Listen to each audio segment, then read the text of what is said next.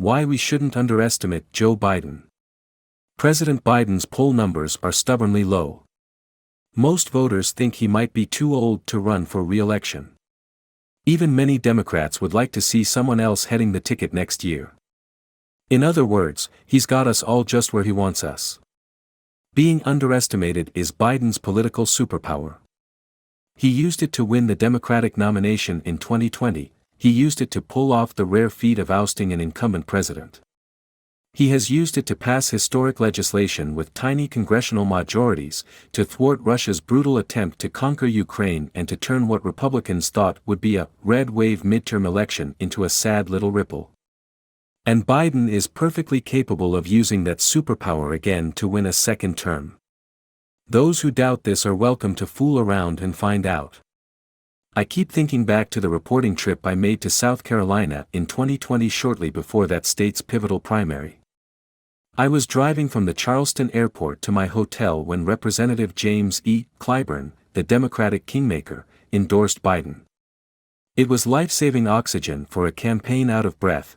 Biden had finished a shocking fourth in the chaotic Iowa caucuses, an abysmal fifth in the New Hampshire primary and a poor second in Nevada. Senator Bernie Sanders of Vermont had all the momentum. I spent the next couple of days talking to Democratic voters in Charleston and my hometown of Orangeburg. All of them were aware of Clyburn's endorsement. Almost none voiced enthusiasm about Biden. He was so old, he had been around forever, maybe his time had come and gone, but all were pragmatic. And all of them wanted President Donald Trump out of the White House. Biden ended up winning South Carolina in a landslide, and you know the rest. A week later, he won 10 of the 14 Super Tuesday primaries to essentially sew up the nomination.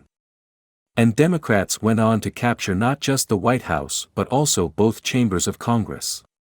If he runs again, Biden will be 81 on Election Day.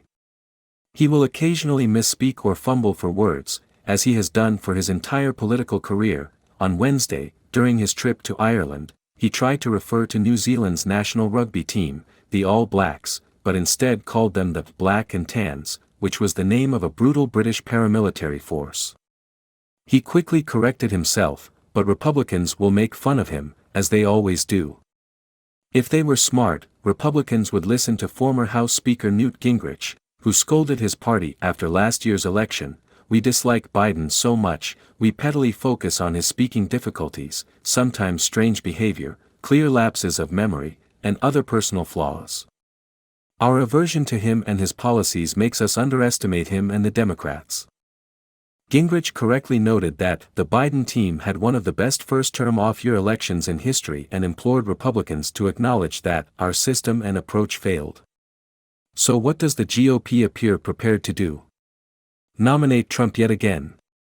Refuse to rethink extreme positions on issues such as abortion and gun violence that are radically out of step with majority opinion. Energize Democrats while repelling independent voters.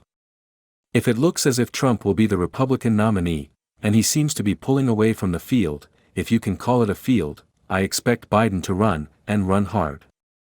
He believes, as I do, that Trump must never again be entrusted with any public office, let alone the presidency. There are other Democrats who might beat Trump, but Biden knows he can do it, because he has done it. And decisively.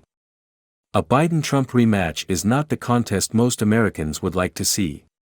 But elections are choices. And while polls may say that Biden's approval rating is low, they consistently report that Trump's is lower.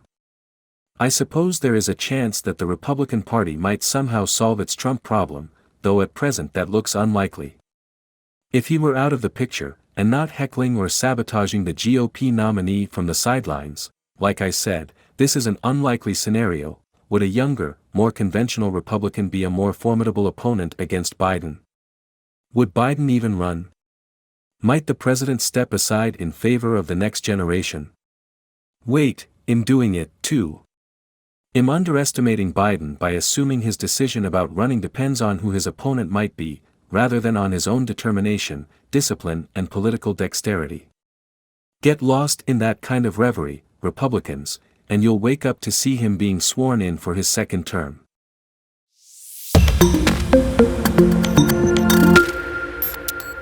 Why we shouldn't underestimate Joe Biden. President Biden's poll numbers are stubbornly low. Most voters think he might be too old to run for re-election. Even many Democrats would like to see someone else heading the ticket next year. In other words, he's got us all just where he wants us. Being underestimated is Biden's political superpower.